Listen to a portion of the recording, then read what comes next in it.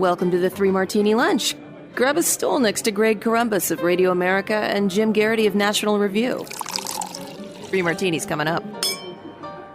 Actually, there's 4 martinis coming up today. That's how much we've got to talk about. And if Jim's comments prior to starting the recording are any indication, you are in for quite a day here on the 3 Martini Lunch. He's got a lot to say about a lot of things. So let's dive right in with, first of all, a follow-up on yesterday's Good Martini, which was the dual takeout of Ismail Haniyeh, the political leader of Hamas in Tehran, which Israel is not officially taking responsibility for, and then also Fouad Shakur, one of the top military leaders of Hezbollah, who was killed in an airstrike in Beirut, which Israel is taking responsibility for. But it's the follow-up of the killing of Haniyeh that we're going to focus on today. New York Times with interesting reporting here.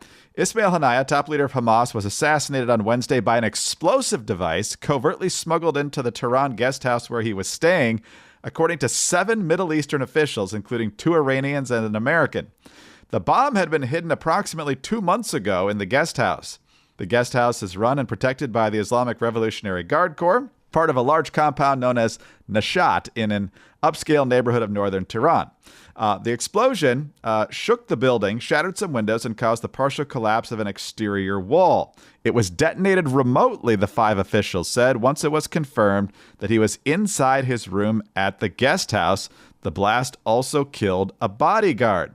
Now, according to the story, Israel has not publicly acknowledged responsibility for the killing, but Israeli intelligence officials briefed the United States and other Western governments on the details of the operation in the immediate aftermath. That could just mean they have people on the ground who can gather that information, or it could mean they committed the attack. But Jim, the IRGC is basically saying this is a major embarrassment. So yeah, I guess you have to ask yourself the question, would they rather have publicly put egg on their face and blame the Israelis if that's not what happened and they decided to take out Haniyeh themselves?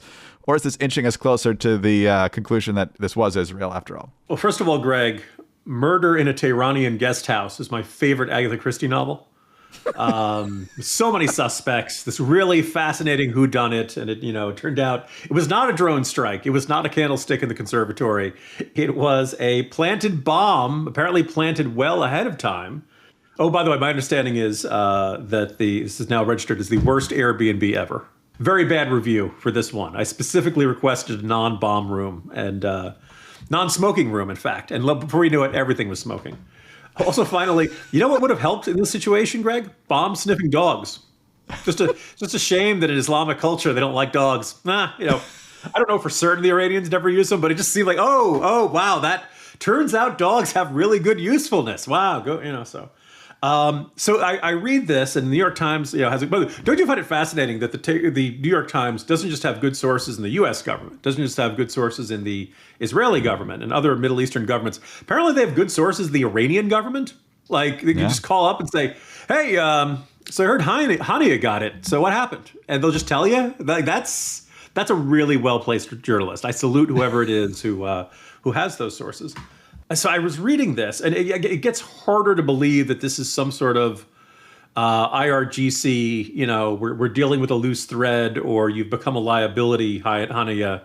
This is just too much egg on their face. You generally don't want to live with, we can't protect our own people. That really makes you look bad and look stupid in the eyes of everybody else. So it's very hard to believe that some other Hamas rival, I suppose, conceivable. But boy, that's a well plugged in. And they're saying, there's this section in the Times article there, the explosive had been placed there sometime in advance. They describe the attack's precision and sophistication as similar in the tactic used in the remote-controlled AI robot weapon that Israel used to assassinate Iran's top nuclear scientist, Mohsen Fakhrizadeh, in 2020.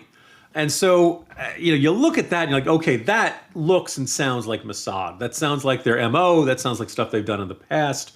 And if Mossad has penetrated the Iranian government so thoroughly that they can get to where not just like, he's going to be here at this time and we'll hit him with a drone strike or something like that, which is what happened with Qasem Soleimani, that they say, oh, no, we know he's sleeping here. We can get a bomb powerful enough to kill him in the right room at the right time. Like, that's really good. And everybody who's an enemy of Israel should be like, A, changing their schedule, change where you're staying, Book someplace you never thought about before, and just, be looking over your shoulder, because this is phenomenal. And the idea, if this really was some sort of Hamas rival, you would think this is the sort of thing that would start a Hamas civil war amongst the, I don't know, they have a dozen guys left or something. Like they've really, their population has declined significantly in the last 7 months or so. So, I mean, again, this is the good martini, and kind of just this fascinating, mysterious martini, suggesting that I'm guessing the Mossad. Again, like, not only does Blinken say it's not us, I think we all know the administration would never have the nerve to do this sort of thing. There's nobody in Europe who would do this. There's nobody like this. This is either Israelis or it's nobody, or it's somebody else in Hamas. And if it is that scenario, I suspect we'll know pretty darn soon. It's definitely in the Iranian government's, as embarrassing as it is, I think it'd be even more embarrassing for the Iranian government if it was some Hamas rival who decided to take them out. Just think of the different layers of this. You get somebody who had to plant it there and in a place where nobody finds it for a couple of months. Somebody else to confirm that Haniyeh is in the room. And then it's remotely detonated. I don't know how far away you can detonate these things, but somebody had to do that too. So the mystery, quote unquote, continues there. But fascinating to watch. All right, Jim, our second martini today, another piece of critical news, and we're going to call this mixed. Very good news that Americans held in Russia are being freed. Russia has freed Wall Street Journal reporter Evan Gershkovich and former U.S. Marine Paul Whelan, who had been there a long time, in an exchange with the U.S., Bloomberg reported Thursday. It cited people familiar with the situation who asked for anonymity to discuss matters that have yet to be made public. Gershkovich and Whelan were on their way to undisclosed locations outside Russia, per the outlet.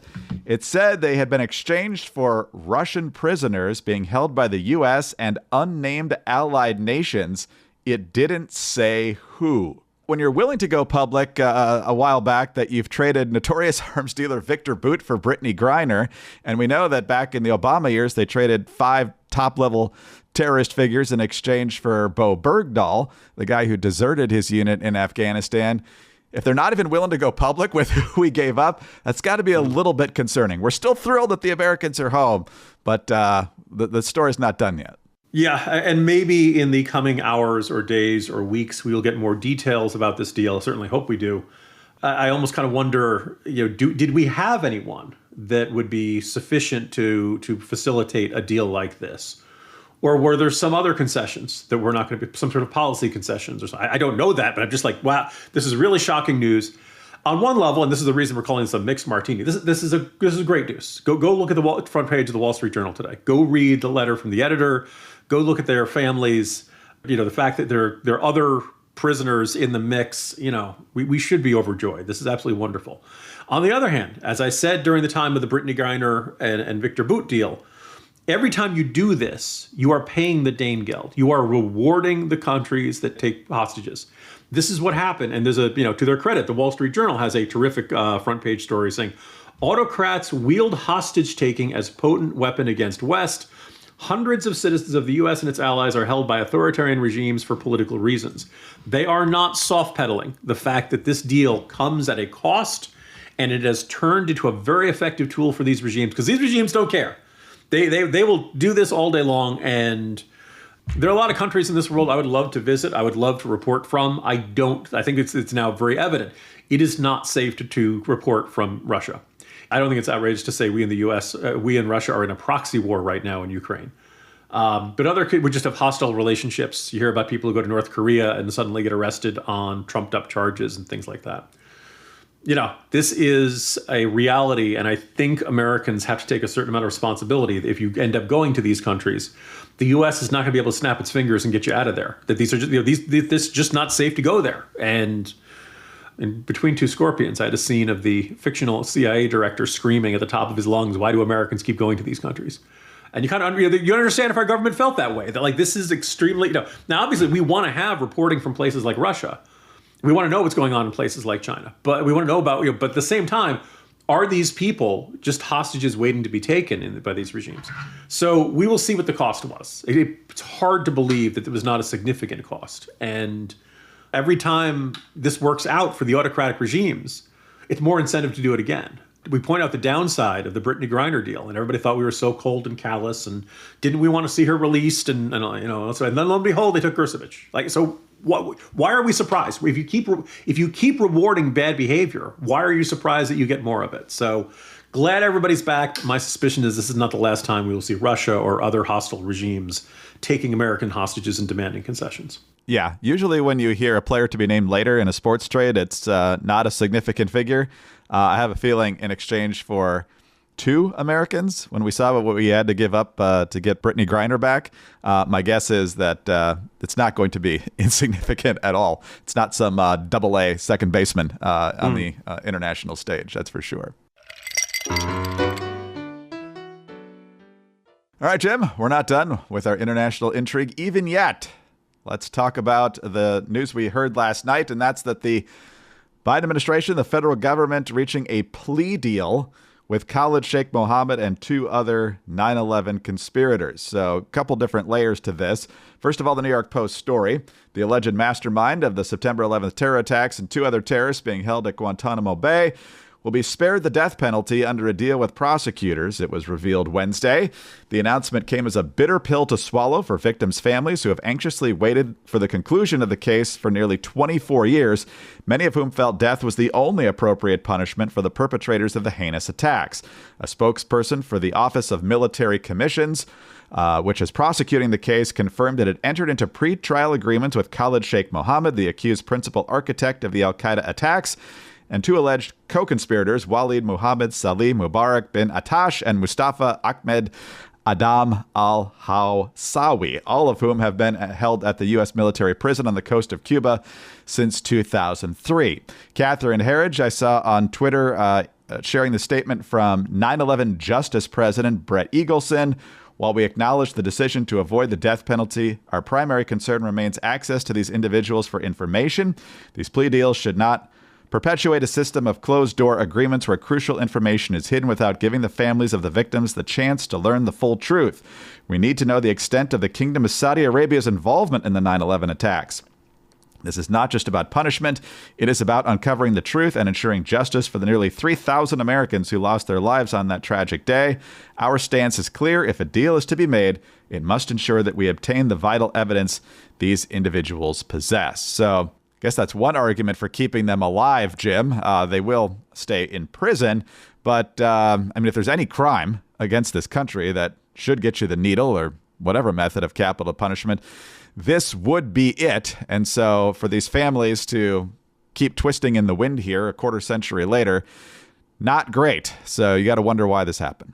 Yeah, I'm glad you mentioned that, because in my research for the spy novels and stuff, the perspective of the Central Intelligence Agency is that they never, ever want anyone executed on our side, or who's captured.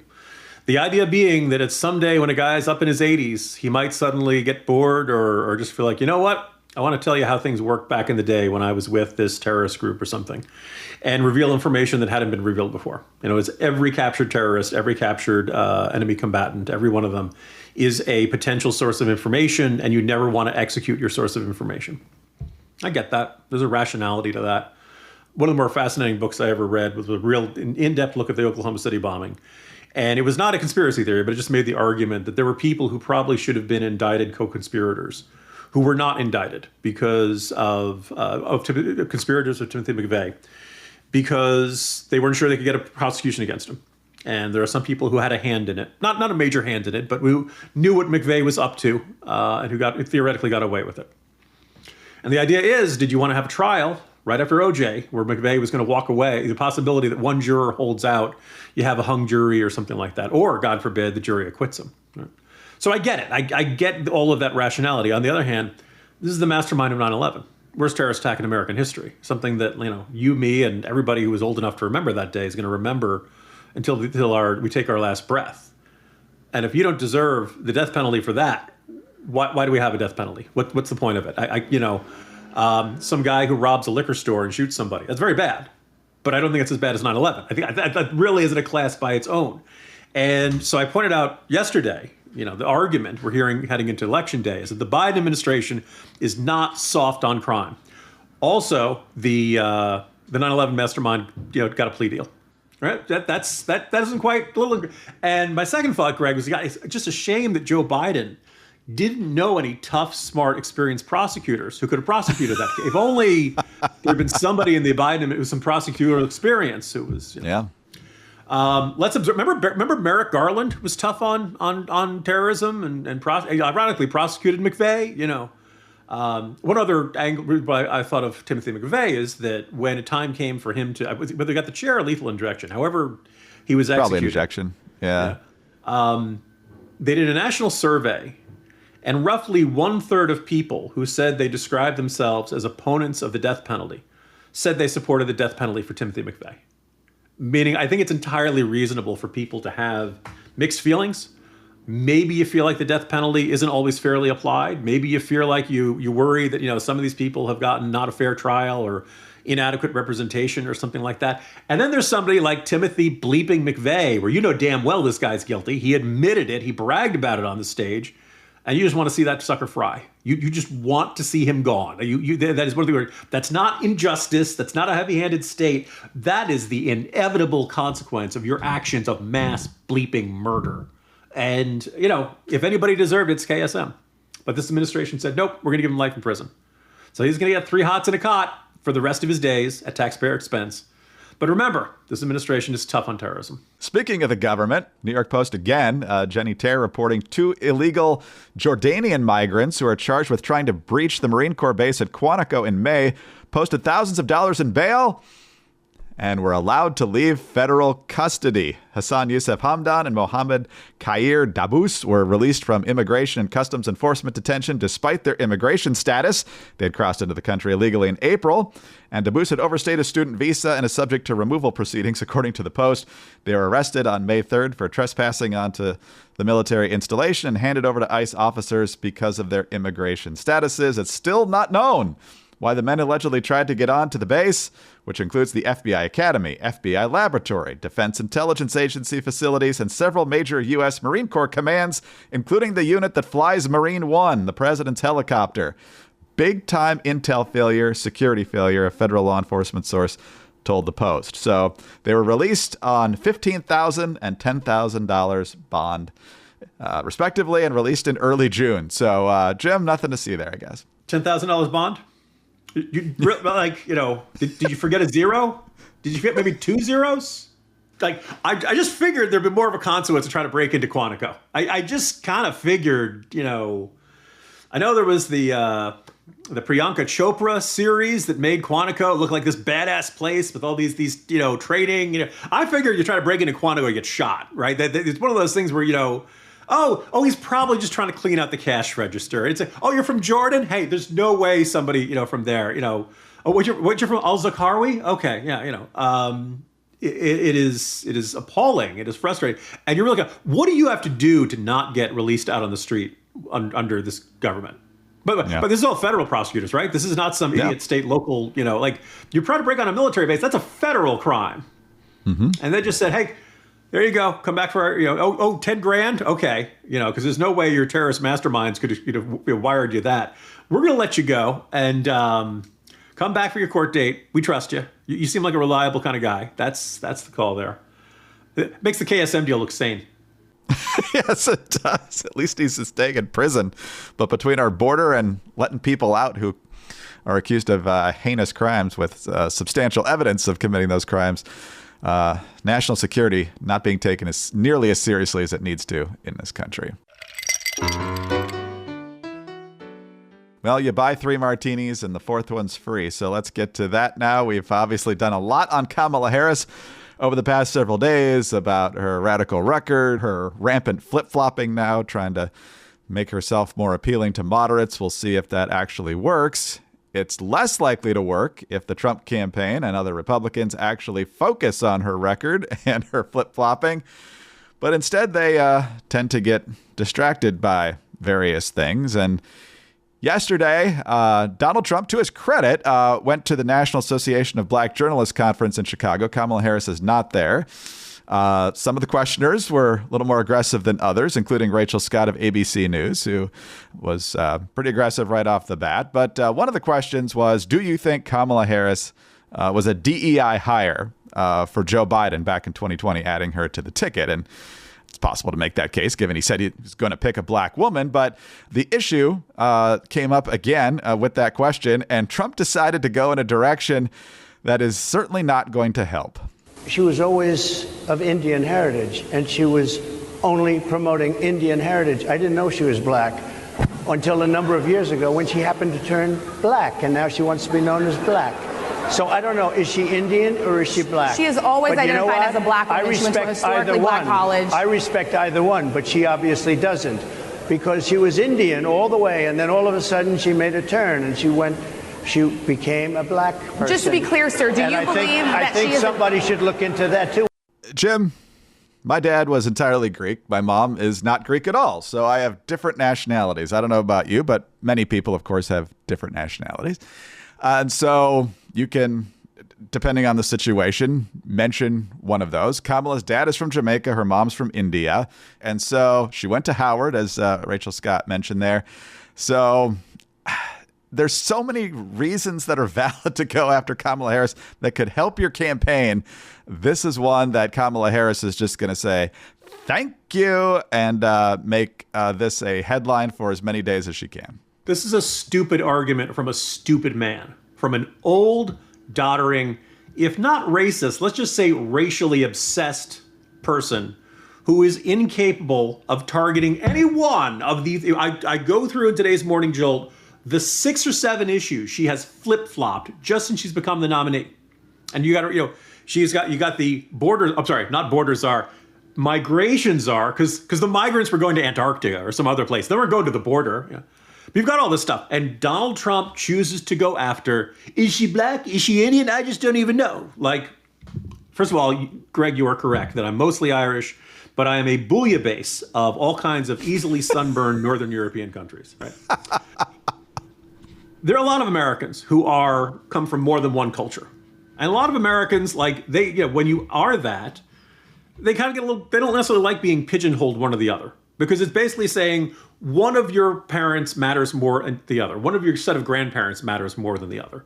And if you're, in the case of Kamala Harris, coming from Jamaica and from India, or Greek or somewhere else, or Ireland, and, the rest, whatever you are, sometimes people don't like being, oh, you're only this or you're only that. It's almost an equivalent of the one drop rule, right? This idea that you got to be pigeonholed into one or the other.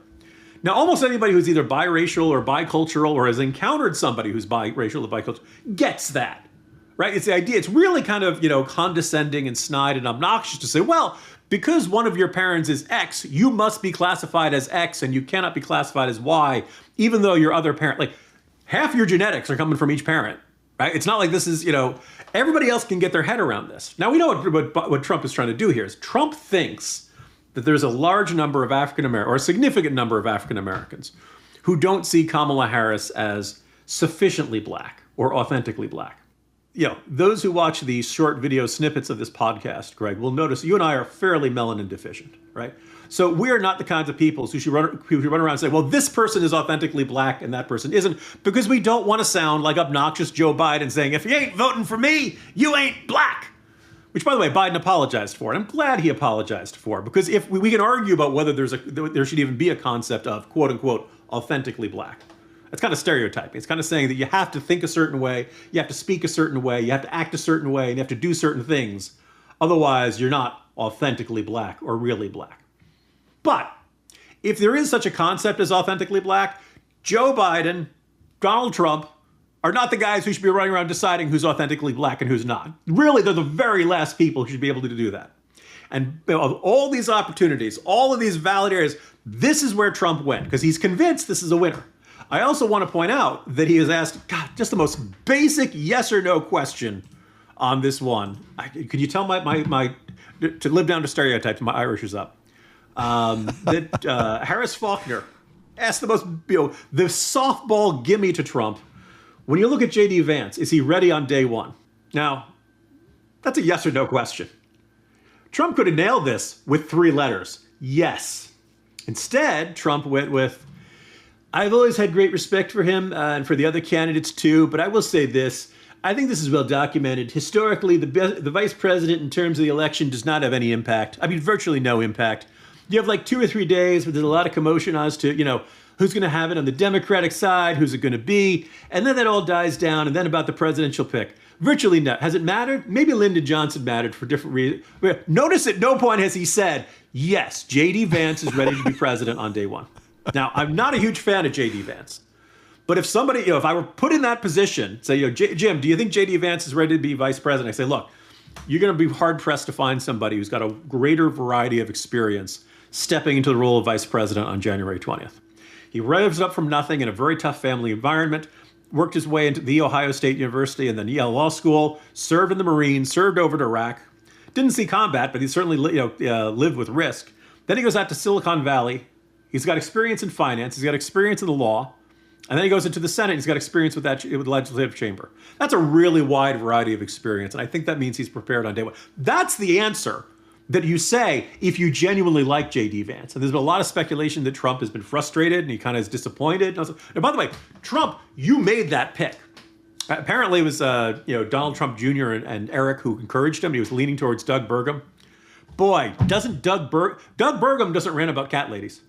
Doug Burgum, could actually help you with a whole bunch of suburbs. He's, hi, I'm boring and Midwestern, and I'm not going to freak you out. Doesn't that seem nice? Do you think the Democrats would get very far calling Doug Burgum weird? He eats vanilla ice cream when he wants to be really wild and crazy, right? That's who this guy is, right? His personalized license plate is a series of random letters and numbers. That's how boring this guy is. He looks really good right now. But anyway, so Vance is bad, and there's been a lot of rumors that Trump is PO'd and he thinks he botched the pick and he's so angry and all that stuff. Boy, the vice president doesn't matter when you get asked, is he ready on day one? Do you think that's what his advisors are telling him when Trump complains about Vance? Anyway, so yeah, it was a terrible performance yesterday. It was a terrible performance. And there are so many people who are so invested in the outcome of this election that they will convince themselves that was a great performance. And that everybody thinking, you probably shouldn't run around saying that Kamala Harris isn't black. We don't get it. Now, here's the thing. If there are African-American voters out there who are like, yeah, Trump says she's not black. I'm convinced. I'm going to vote for Trump, right? You lose more amongst everybody else who finds this an appalling race-obsessed answer. And, here we are. He is on, the polls have evened up. Democrats are enthused. Republicans are exasperated. I mean, there'll still be a Republican turnout in November, but he is botching what should not be hard because he can't remember any of the stuff about her, 6, 7, 9 flip-flops. And instead he wants to talk about who's authentically black.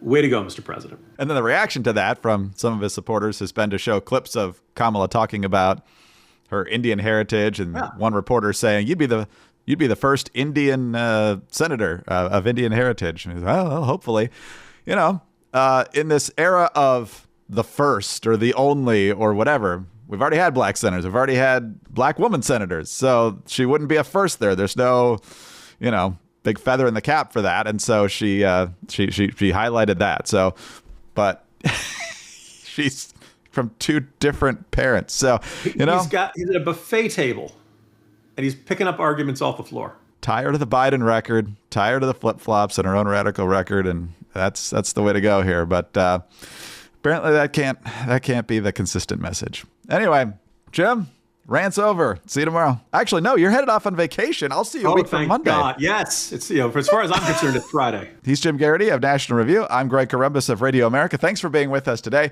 Do subscribe to the podcast if we don't already, and please tell your friends about it as well. Thanks for your 5-star ratings and your kind reviews. Please keep those coming. Get us on your home devices. All you have to say is play 3 Martini Lunch Podcast. Follow us both on X. He's at Jim Garrity. I'm at Dateline_DC. Have a great Thursday, and join us again on Friday for the next 3 Martini Lunch.